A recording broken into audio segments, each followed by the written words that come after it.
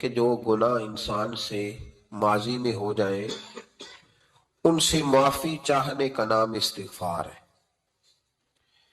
کچھ لوگ توبہ اور استغفار کا لفظ اکٹھا بولتے ہیں، لیکن توبہ کا معنی ہوتا ہے آئندہ گناہ نہ کرنے کا وعدہ کرنا، اور استغفار کا معنی ہوتا ہے پچھلے گناہوں سے اللہ کے حضور معافی مانگنا۔ اگرچہ مفہوم کے لحاظ سے یہ ہم معنی ہی بنتے ہیں، لیکن ان کا جو اصطلاحی مفہوم ہے وہ یہ ہے کہ جب آپ پچھلے گناہوں سے معافی مانگ رہے ہوتے ہیں تو اس کو استغفار کہتے ہیں۔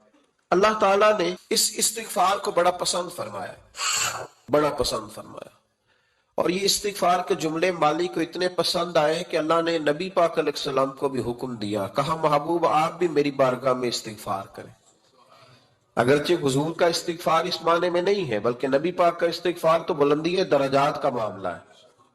چونکہ استغفار خود ایک عبادت ہے، تو یہ عبادت کرنے کا اللہ نے اپنے محبوب کو بھی ارشاد فرمایا۔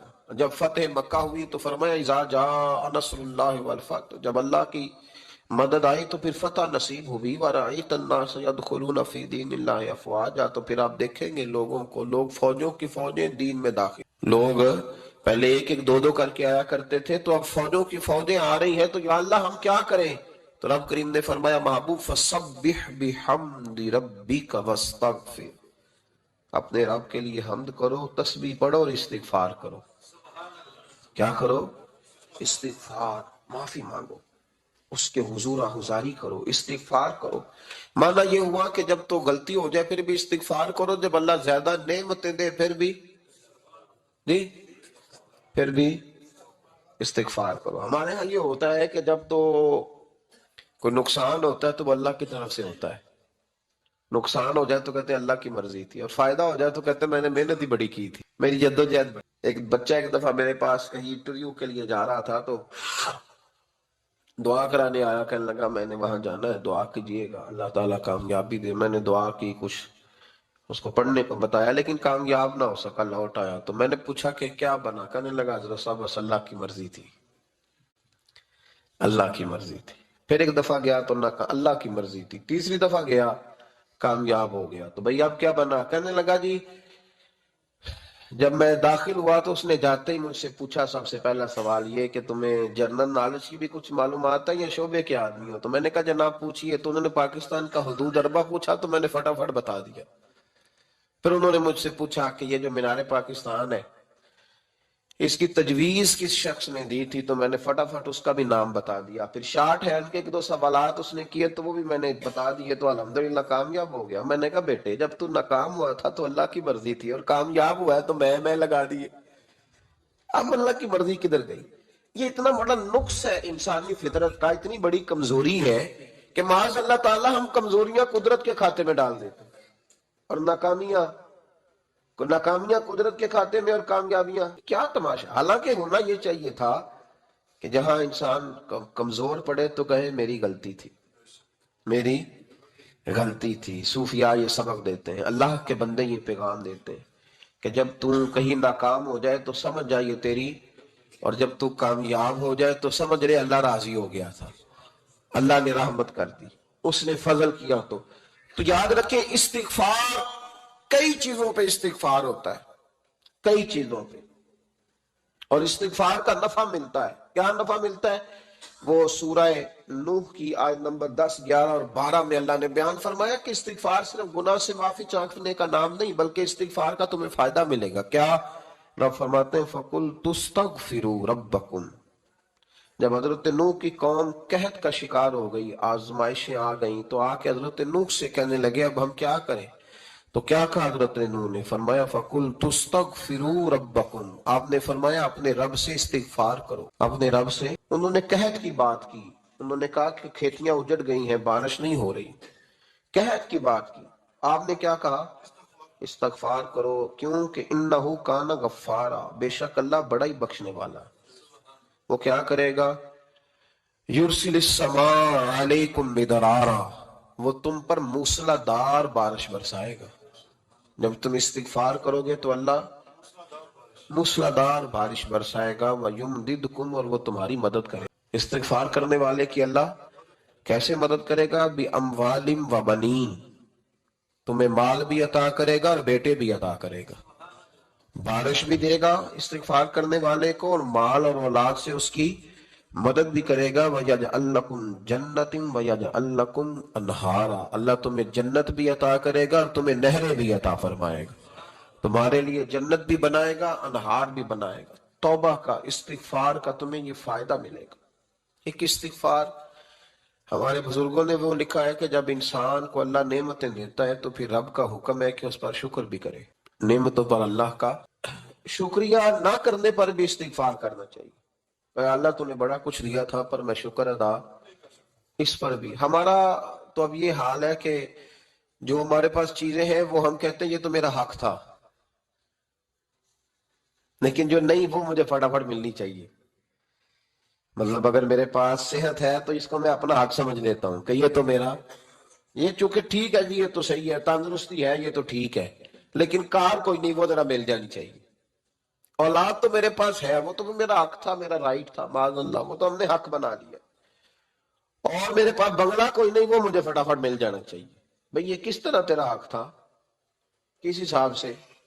यानी जो चीजें हैं उनको संभालने की फिक्र नहीं है, और जो नहीं है उनके तलब की फिक्र लगी हुई है।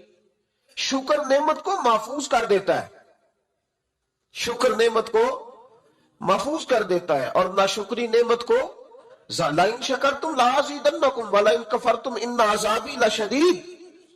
अल्लाह फरमाते शुक्र कर, मैं तेरी नेमतों में इजाफा कर दूंगा, और नाशुक्री करेगा तो अजाब दूंगा।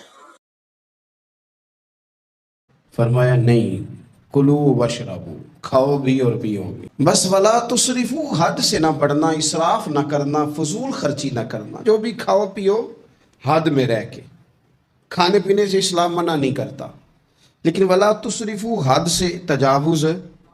क्या माना इसका? एक माना तो यह है कि जब तुम खाओ तो तुम हुदूद में रह के खाओगे, हलाल हराम की तमीज रख के खाओगे। तुम मुसलमान हो, तुम्हारे ऊपर कुछ ज़रूरियात हैं। ऐसा नहीं हो सकता कि जो तुम्हारे सामने आया तुम खा जाओ।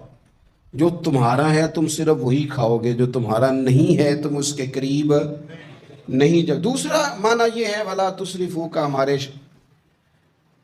मुफस्सिरीन ने बयान फरमाया कि खाने के बाद नहीं खाना, बगैर भूख के नहीं खाना, कसरत से नहीं खाना, हर वक्त खाते रहना, हर वक्त खाते रहना। खाने को अपने ज़हन पे सवार कर लेना, रात को फैसला करना कि नाश्ते में ये खाऊंगा, और नाश्ता करते ही दोपहर के लिए खाना मंगा लेना, प्लान कर लेना कि ये सब्ज़ी मंगा लो, और दोपहर की अभी टेबल पूरी सजी हुई है और दांतों के अंदर वो शख्स सफाई कर रहा है और साथ आर्डर दे रहा है कि शाम को मेरे लिए फलां चीज़। तो कोई खाने पीने तो नहीं ना आया मुसलमान दुनिया में, खाने पीने तो नहीं आया, और इतना खाना कि उसको सवार कर लेना। इमाम गज़ाली रहमतुल्लाह अलैह ने इहया उलूम के अंदर लिखा है कि ज़्यादा खाने से मसाइल पैदा होते हैं, शहवत ज़्यादा बढ़ती है, ज़्यादा खाने से गलत ख्यालात ज़्यादा आते हैं। इसलिए सही हदीस में मौजूद है, नबी पाक सल्लल्लाहु अलैहि वसल्लम ने जवानों से फरमाया था कि ऐ जवानों के गिरोह, या निकाह कर लो, और अगर ताकत नहीं रखते तो रोज़े रखा करो। इसलिए कि फाका शहवत को कम करता है, कम करता है बुरे ख्यालात को। ये कमज़ोरी लाता है थोड़ी सी इंसान के जिस्म में, तो ख्यालात कम होते हैं। और फिर जब आप अपना पेट भर लेते हैं, एक तो आप सुस्त हो जाते हैं, नींद गलबा करती है। गलबा नींद का बंदे को गाफिल करता है।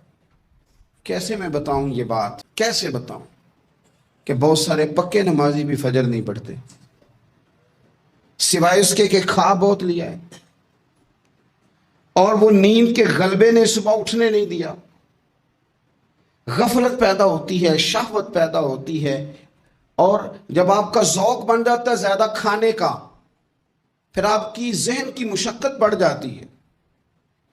आप फिर ज़्यादा कोशिश करते हैं, सुकून ज़िंदगी में ख़त्म हो जाता है। फिर ये भी कमाना है, वो भी कमाना है, ये भी करना है, ख्वाहिशात बढ़ती हैं, आपका मामला आगे की तरफ निकल जाता है।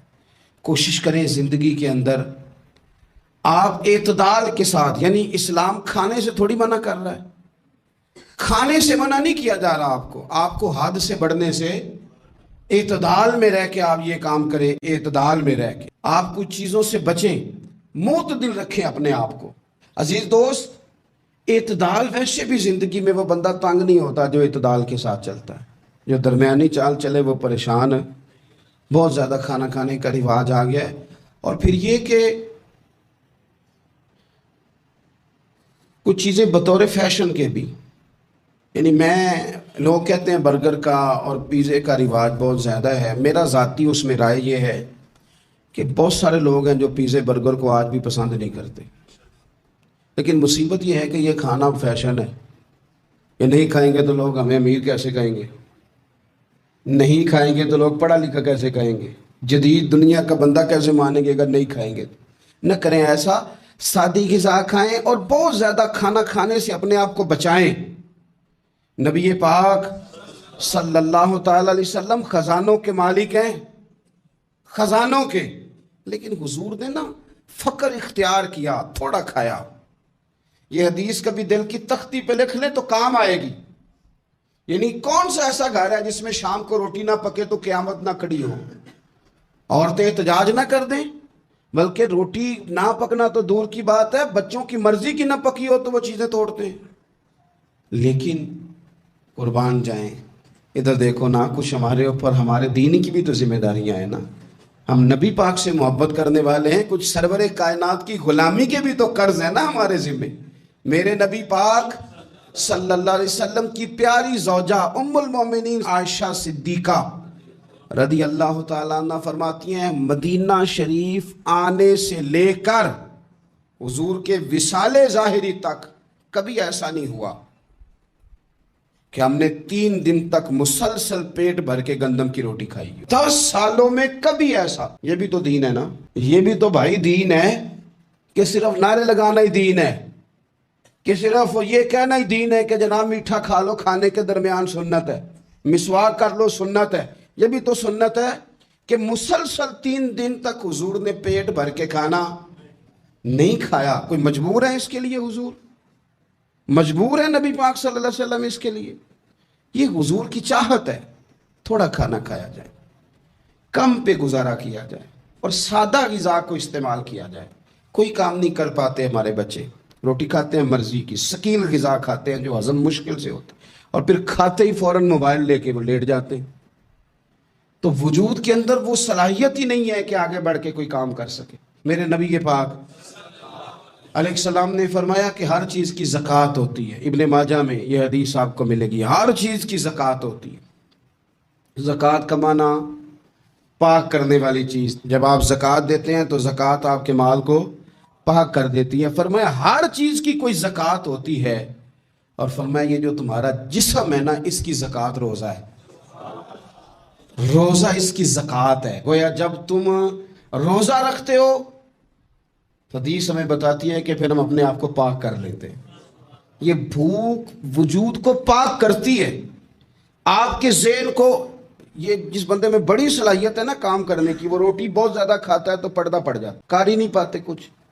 اور کھانے کے معاملے میں دیکھتا ہوں کہ شدت، میرا خیال ہے کہ شادی کے ولیمے میں جو گوشت پکتا ہے اس کے علاوہ بھی تو گوشت ہمیں ملتا ہی ہے نا، لیکن بعض لوگوں کو دیکھا جاتا ہے کہ وہ اتنا سالن ڈال لیتے ہیں کہ شاید ان کا خیال ہوتا ہے کہ آخری روٹی ہے، راج کے کھا لے، اس کے بعد شاید چھٹی ہے تیری۔ آپ کیا کر رہے ہیں؟ اتنا کھا سکتے ہیں آپ جتنا آپ نے ڈال لیا ہے؟ اور پھر سنجیدہ قسم کے لوگ ہیں، سیانے لوگ، تو وہ کھانے پہ اس طرح مطلب اٹھ کے بھاگنا۔ بھائی جو چیز نصیب میں ہوتی ہے وہ تو چل کے بھی آ جاتی ہے، وہ تو اسباب اللہ بنا دیتا ہے، لیکن اپنی طبیعت کا ماحول یہ بنا لینا کہ کھانا ہی کھانا ہے، اور کھانے کے معاملے میں شکایتیں کرنا کہ مجھے جناب دیکھو فلاں آدمی کے میں گھر گیا تھا تو بوٹیاں کس طرح کی دے گیا ہے۔ کئی دفعہ تھوڑی سی نا بات سن کے تو بندے کا قد دیکھ کے شرم آتی ہے کہ کتنا تو بڑا آدمی ہے اور تو نے کتنی چھوٹی بات کر دی ہے، تو کیا عجیب بات کر رہا ہے۔ تو نبی پاک صلی اللہ تعالیٰ علیہ وسلم اعتدال کے ساتھ کھانا کھاتے، فقر کو پسند کرتے۔ میرے نبی کریم صلی اللہ تعالیٰ علیہ وسلم نے کم کھانا کھانا مومن کی علامت قرار دیا۔ حضور صلی اللہ تعالیٰ علیہ وسلم فرماتے ہیں مومن ایک آنت سے کھاتا ہے، ایک آنت سے مومن کھاتا ہے، اور کافر اور منافق 7 آنتوں سے کھاتا ہے. 6 گنا زیادہ روٹی کھاتا ہے کافر اور منافق مومن سے. 7 آنتوں کے ساتھ کھاتا ہے.